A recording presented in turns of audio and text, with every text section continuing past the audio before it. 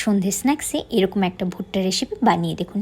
আরে কিছুই না, প্রথমে একটা ভুট্টা নিয়ে সেটাকে মাঝ বরাবর ভেঙে নিন, তারপর এক চুটকি মেরে দানাগুলি ছাড়িয়ে নিন, তারপর কিছুটা জল দিয়ে ভালো মতো ধুয়ে নিন। এরপর একটা কড়াইয়ে অল্প পরিমাণ জল ও স্বাদ মতো লবণ ও হলুদ দিয়ে সেদ্ধ করতে দিয়ে দিন। 10 থেকে 15 মিনিট পর সেদ্ধ হয়ে গেলে একটা পাত্রে নামিয়ে নিন। এরপর চলে আসুন নেক্সট স্টেজে।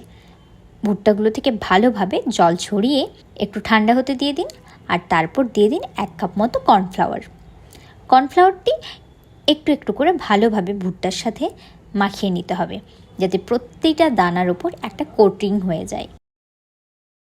এই কাজটি হয়ে গেলে কিছুক্ষণ এই অবস্থায় রেখে দিন। এবার চলে আসুন ভুট্টাটিকে আরও একটু সুস্বাদু করার স্টেজে। এখানে নিয়ে নিন কিছুটা আদা আর কুচি কুচি করে কেটে নিন। এরপর নিয়ে নিন ক্যাপসিকাম আর সেমভাবে কুচি কুচি করে কেটে ফেলুন। এরপর একটা কড়াইয়ে কিছুটা তেল নিয়ে কোট করে রাখা ভুট্টাগুলোকে ভালোভাবে ভেজে নিয়ে আলাদা একটা পাত্রে নিয়ে নিন। এবার যেটা করতে হবে সেটা হলো আদা আর ক্যাপসিকামগুলিকে ভালোভাবে ভেজে নেওয়া। ভাজা হয়ে গেলে তাতে অ্যাড করে দিন ভেজে রাখা ভুট্টা। সবগুলিকে ভালোভাবে আরও একবার ভেজে নিন আর অ্যাড করে দিন গুঁড়ো গোলমরিচ, আর সন্ধ্যে স্ন্যাক্সে সার্ভ করুন।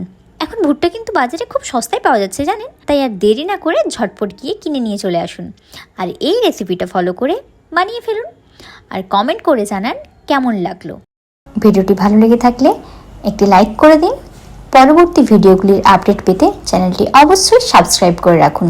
Thank you.